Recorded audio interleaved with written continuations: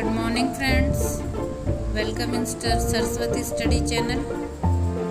आज की इस वीडियो में हम अर्थशास्त्र के अंदर जो हम माइक्रो एंड मैक्रो इकोनॉमिक्स है उसके बारे में जानेंगे कि ये क्या होता है। आर्थिक समस्याओं का विश्लेषण यानी कि अध्ययन हम प्राय दो दृष्टिकोणों से करते हैं। एक माइक्रो मतलब छोटा, सूक्ष्म जिसे कह सकते हैं, और दूसरा मैक्रो अर्थात व्यापक या बड़ा।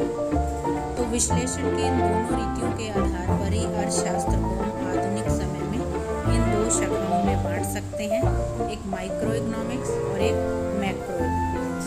तो ये क्या है, इनके अंदर हम इनका अध्ययन करते हैं और इनकी विशेषताएं हम जानेंगे। सबसे पहले माइक्रो इकोनॉमिक्स।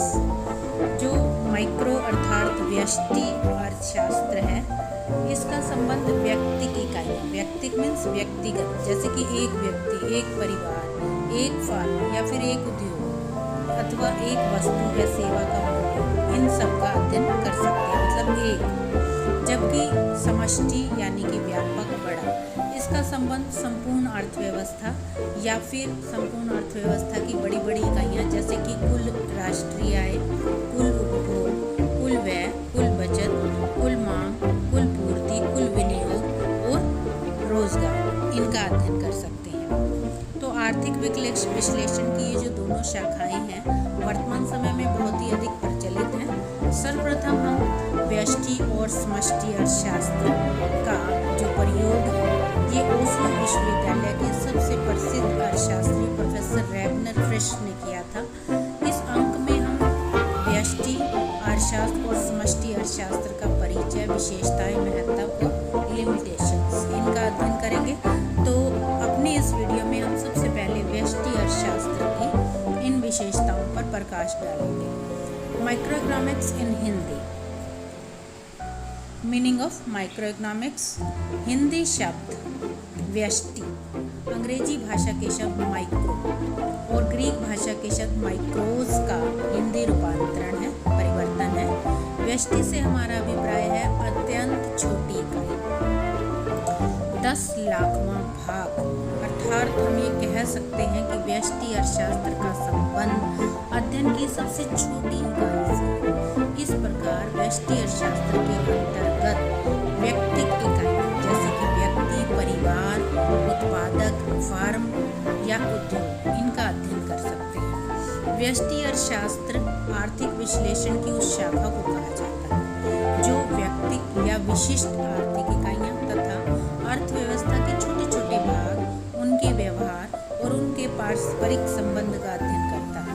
व्यष्टि अर्थशास्त्र की इस रीति का प्रयोग किसी विशिष्ट वस्तु की कीमत का निर्धारण, व्यक्तिगत उपभोक्ताओं के बारे में, उत्पादकों के व्यवहार, आर्थिक नियोजन, एक व्यक्तिगत फर्म, व्यक्तिगत उद्योगों के संगठन आदि तथ्यों के अध्ययन हेतु किया जाता है। कुछ अर्थशास्त्रियों के द्वारा दी गई प्रमुख परिभाषाएं इसमें प्रमुख है बॉल्डिंग।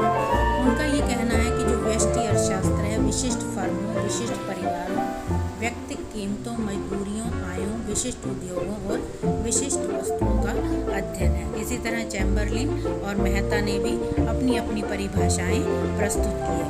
प्रोफेसर मेहता का ये कहना है कि जो व्यष्टि अर्थशास्त्र है वस्तुओं और सेवाओं की कीमत निर्धारण का अध्ययन करता है। तो व्यष्टि अर्थशास्त्र की महत्वपूर्ण मान्यता ये है कि इसके अंतर्गत हम क्या मानकर चलते हैं कि अर्थव्यवस्था के अंदर पूर्ण रोजगार की स्थिति है, और इस मान्यता के होने पर सबसे प्रमुख समस्या क्या है, साधनों के बंटवारे की, क्योंकि साधनों का बंटवारा हम कीमत के आधार पर ही करते हैं। इसलिए कीमत सिद्धांत का जो विश्लेषण है वो व्यष्टि अर्थशास्त्र का सबसे पहला विषय है। तो इसके अंतर्गत व्यष्टि अर्थशास्त्र को हम कीमत सिद्धांत भी कह सकते हैं। प्रोफेसर शुल्ज का ये कहना है कि जो व्यष्टि अर्थशास्त्र का मुख्य यंत्र है ये कीमत सिद्धांत है। अब हम इसकी विशेषताएं जानेंगे माइक्रो इकोनॉमिक्स के। तो सबसे पहले जैसे हमने इसका मीनिंग क्लियर किया है, तो उसी के आधार पर इसकी विशेषताएं निर्धारित हैं। व्यक्तिक इकाइयों का अध्ययन। तो व्यष्टि अर्थशास्त्र के अंदर व्यक्ति व्यक्तिक इकाइयों का अध्ययन किया जाता है, समूह से इसका कोई संबंध नहीं होता।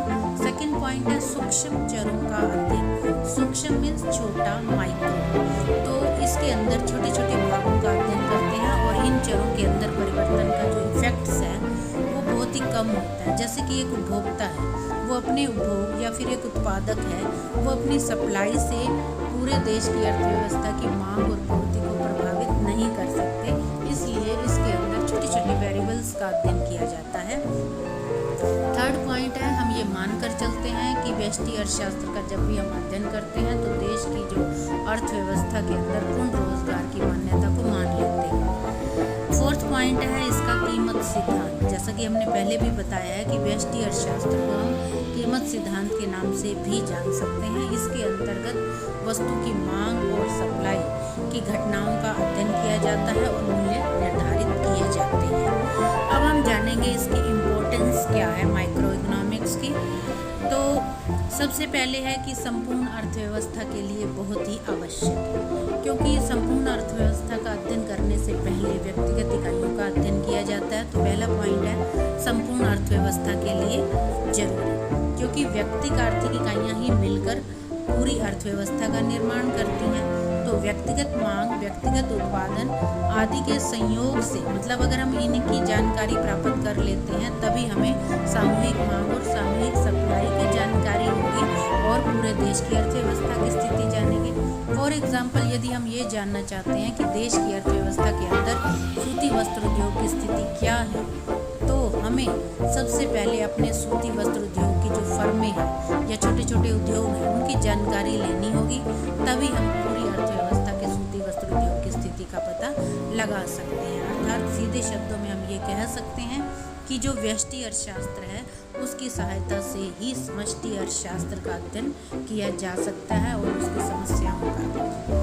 नेक्स्ट पॉइंट है व्यक्तिगत इकाइयों को अपने क्षेत्र में आर्थिक निर्णय लेने में सहायक। कि एक उपभोक्ता है वो अपनी बचत, आय, व्यय, इन समस्याओं का निराकरण कैसे करे, मतलब इन्हें दूर कैसे करे। एक फर्म है वो अपना उत्पादन या कीमत उसको कैसे एडजस्टमेंट करे, क्योंकि प्रत्येक उपभोक्ता यही चाहता है कि वो अपने सीमित साधन, जैसे इनकम सीमित होती है और सेटिस्फेक्शन को ज़्यादा प्राप्त करना चाहता है। इसी तरह एक उत्पादक कम से कम उत्पादन लागत लगाकर मैक्सिमम प्रोडक्शन और प्रॉफिट प्राप्त करना चाहता है। तो इस तरह की समस्याओं का समाधान हम माइक्रो इकोनॉमिक्स में करते हैं। उसके बाद थर्ड पॉइंट है आर्थिक नीतियों के निर्धारण के में भी बहुत सहायक है। जो माइक्रो इकोनॉमिक्स है वो आर्थिक नीतियों का निर्धारण करने में इसका बहुत ही महत्वपूर्ण स्थान है। सरकार की आर्थिक नीतियों का निर्धारण इसी के आधार पर किया जाता है कि जो व्यक्तिगत इकाइयां हैं वो कार्यकरण पर कैसा प्रभाव डालती हैं। फॉर एग्जाम्पल, हम इस बात का अध्ययन करते हैं कि जो सरकार की नीतियां हैं उनका किसी विशिष्ट वस्तु की कीमत, श्रमिक की मजदूरी तथा साधनों के वितरण पर क्या इफेक्ट पड़ता है, और ये सरकार के लिए बहुत जरूरी है कि वह किसी भी नीति का निर्माण करते समय जो व्यक्तिगत इकाइयां हैं उन पर जो इफेक्ट पड़ता है उसको सदैव ही ध्यान में रखे। उसके बाद फोर्थ पॉइंट है आर्थिक कल्याण और कार्यकुशलता का निरीक्षण। माइक्रो इकोनॉमिक्स के अंदर जहां हम व्यक्तिगत उपभोग, व्यक्तिगत रहन सहन, इनके स्तर की जानकारी प्राप्त कर सकते हैं, वहीं सार्वजनिक आय, सार्वजनिक व्यय के जो प्रभावों की जानकारी है वो भी हम इसके माध्यम से प्राप्त कर सकते हैं। इसी प्रकार व्यक्ति इकाइयों के विश्लेषणात्मक अध्ययन से उनमें पाई जाने वाली जो कमियां हैं उनका पता लगाकर उनकी कार्यकुशलता को भी सुधारा जा सकता है। फिफ्थ पॉइंट है कीमत सिद्धांत का विश्लेषण करने में भी माइक्रो इकोनॉमिक्स बहुत ही सहायक है।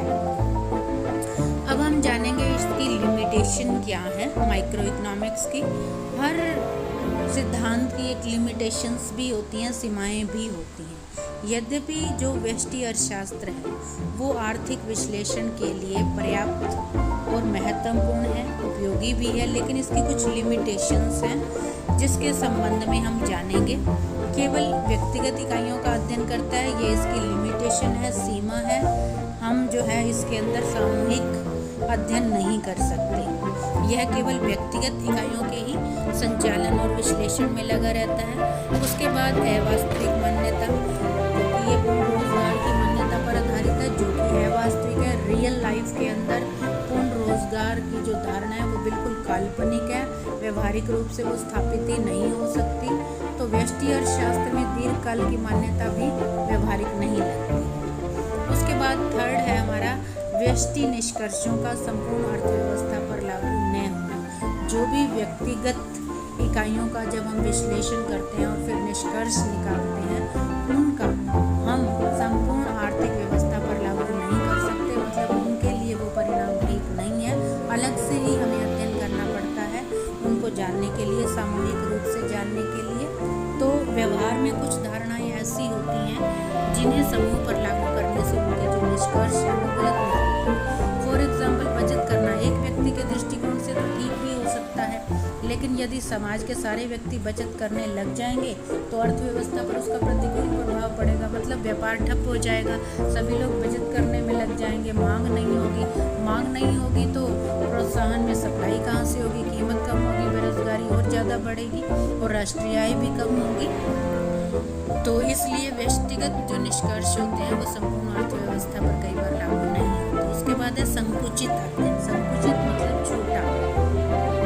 कुछ आर्थिक समस्याएं ऐसी होती हैं जिनका अध्ययन हम व्यष्टि अर्थशास्त्र में संभव नहीं है। फॉर एग्जाम्पल, मॉनेटरी पॉलिसी है, फिस्कल पॉलिसी है, नेशनल इनकम है, एम्प्लॉयमेंट है, इनकम है, और जो है मनी का डिस्ट्रीब्यूशन है, फॉरेन एक्सचेंज है और इंडस्ट्री पॉलिसी। इन सब का अध्ययन जो है वो हम माइक्रो इकोनॉमिक्स के अंदर नहीं कर सकते, तो इसके लिए हमें मैक्रो इकोनॉमिक्स में ही अध्ययन करना पड़ता है। उसके बाद अव्यवहारिक नियम एवं सिद्धांत। तो व्यष्टि अर्थशास्त्र के जो अधिकांश नियम और सिद्धांत हैं वो पूर्ण रोजगार और पूर्ण प्रतियोगिता की मान्यता पर आधारित होने के कारण अव्यवहारिक से लगते हैं। तो कंक्लूजन में मैं बस यही कहना चाहूँगी कि अकेला माइक्रो इकोनॉमिक्स के अध्ययन या विश्लेषण से ही हम सामूहिक समस्याओं का अध्ययन नहीं कर सकते, और ना ही अकेले सामूहिक अध्ययन से हम जो है देश के विकास की स्थिति को जान सकते हैं। तो दोनों का ही हमें अपने अपने स्तर पर अध्ययन करना पड़ता